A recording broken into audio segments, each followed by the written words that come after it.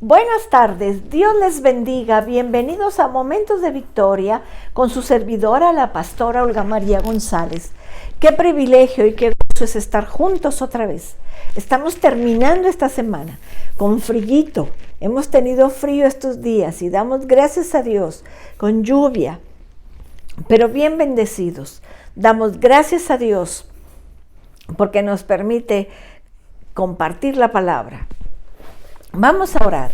Padre, en el nombre de Jesús te damos gracias por toda esta semana que hemos estado juntos, Señor, compartiendo la palabra. Háblanos en esta tarde con tantas cosas tan interesantes como las que nos estás enseñando. En el nombre de Jesús. Amén. Amén.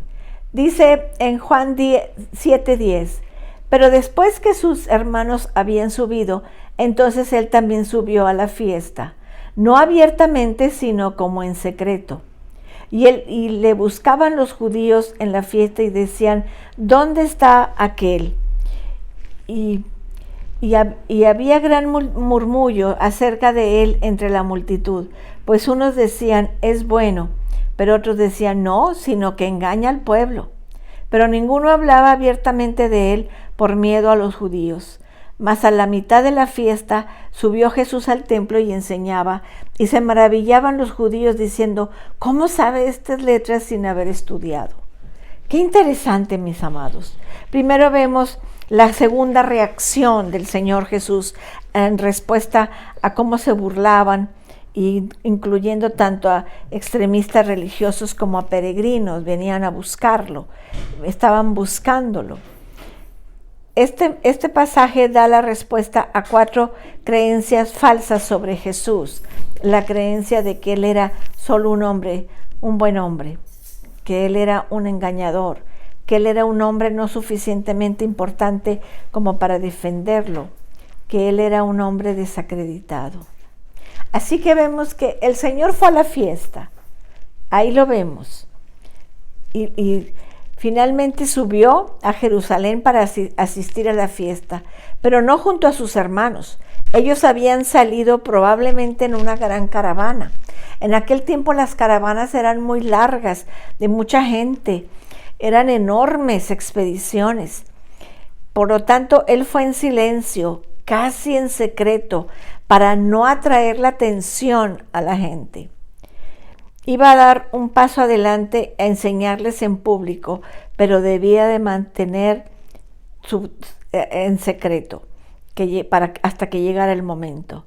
Si hubiera viajado a Jerusalén en forma pública, la gente podría haberlo escoltado hasta la ciudad, proclamando al rey y ocasionando su arresto antes de su hora, como había dicho él, no es mi hora. La entrada triunfal hubiera tenido lugar demasiado pronto y no era el momento. No era el momento, tenía que ser en la Pascua. Entonces vemos la respuesta de los judíos. Fue buscado, fue cuestionado, fue murmurado. Ellos murmuraban acerca de él. En este caso el término judíos, como dice ahí, y le buscaban los judíos, dice el versículo 11, en la fiesta y decían, ¿dónde está aquel?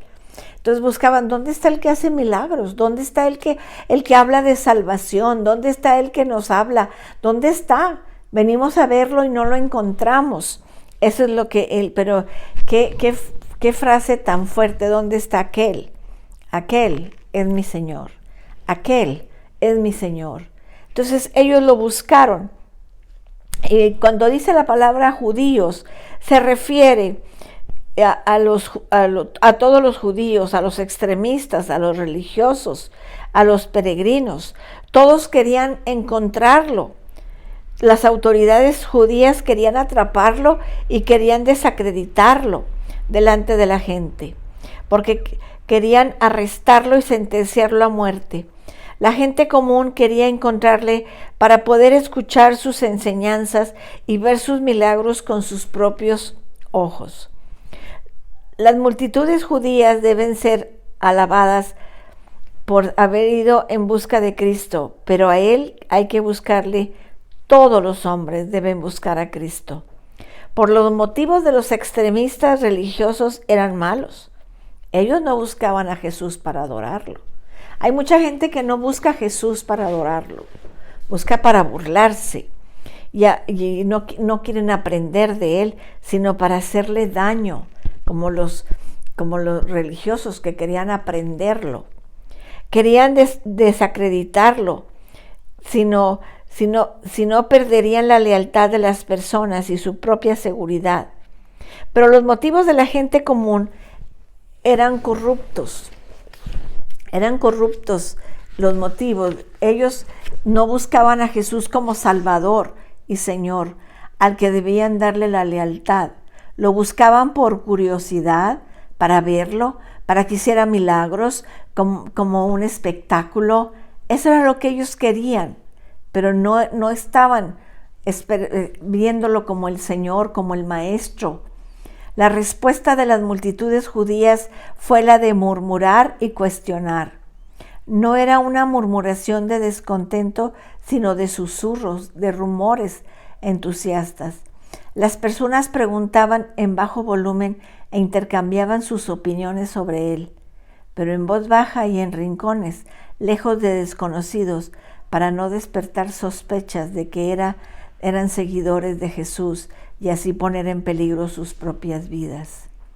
Algunos pensaban que era un buen hombre, un hombre al que había de apoyar, de escuchar y de seguir. Por bueno quería significar por lo menos lo siguiente: un hombre que era amoroso y considerado, un hombre que era justo y moral, un hombre que era generoso y no egoísta, un hombre que era digno de creencia y lealtad, un hombre que era verdadero y honesto. Pero tenemos que ver lo poco adecuado y la debilidad de esa creencia. ¿Ve a Jesús únicamente como un hombre? ¿Un buen hombre? Sí, pero solo como un hombre.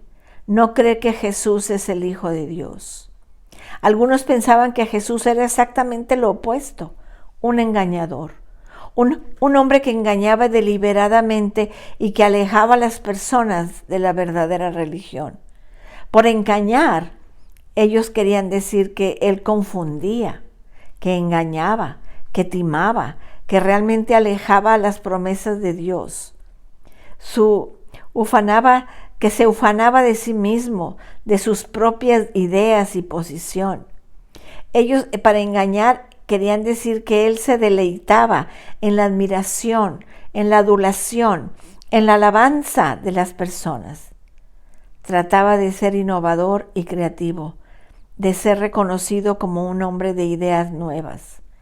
Ellos creían que estaba engañando, trataba de atraer la atención y de asegurarse de que le siguieran.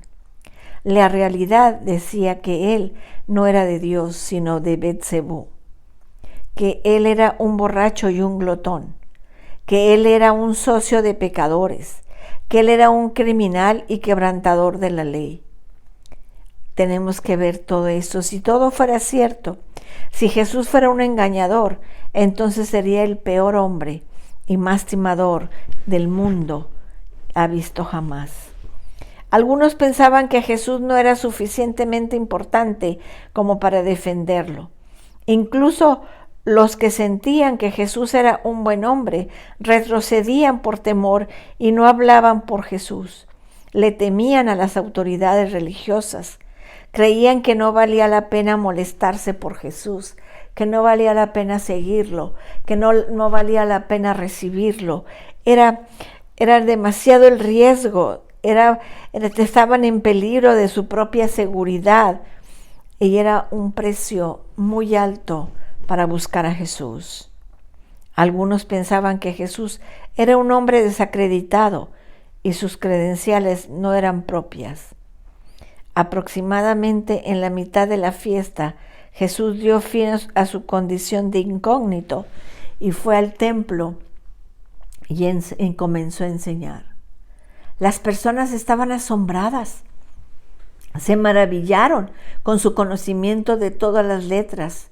Por letras se quería significar la Biblia, el Antiguo Testamento, los comentarios de la ley que se exponían en las Escrituras.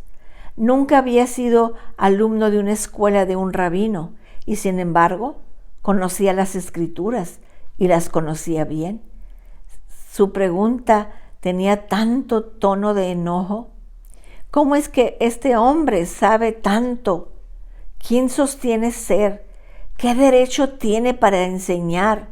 Nunca estudió, nunca aprendió en nuestras escuelas, nunca tiene con nuestros maestros. Es solo un carpintero, sin educación, sin aprendizaje. ¿Qué derecho tenía de emplazarse como un gran maestro, como una persona a la que hay que escuchar?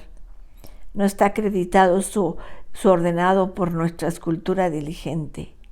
¿Con cuánta frecuencia se rechaza a las personas a pesar de su llamado y de sus dones, simplemente porque no están acreditados por las escuelas y los líderes adecuados o no tienen la educación adecuada? ¿Qué piensas tú de Jesús? ¿Quién es Jesús para ti? ¿Qué significa conocer a Jesús? ¿Qué significan las enseñanzas de Jesús para tu vida? Tenemos que apreciarlo, tenemos que recibirlo, tenemos que admirarlo, tenemos que seguirlo, tenemos que aprenderlo de Él. Vamos a orar. Padre, en el nombre de Jesús, en esta tarde hemos aprendido cómo lo buscaban, unos por maldad y otros porque realmente querían aprender. Que nosotros seamos de los que queremos seguir a Jesús, aprendiendo sus enseñanzas y compartiéndolas con otros. Gracias, Dios. Gracias, Padre eterno. Gracias por la palabra que hemos recibido. Que sea sellada en nuestro corazón. En esta tarde queremos pedirte, Padre, por el culto del domingo, que tú te manifiestes en el culto, que tu espíritu se mueva, que venga un avivamiento a la congregación Victoria, que tú me uses para predicar tu palabra. En el nombre de Jesús. Amén. Amén, mis amados. Qué bueno que hemos estado toda la semana. Los espero el domingo a las 10 de la mañana y el lunes a las 6 de la tarde. Que Dios les bendiga, que Dios les guarde. Cristo les ama y yo también.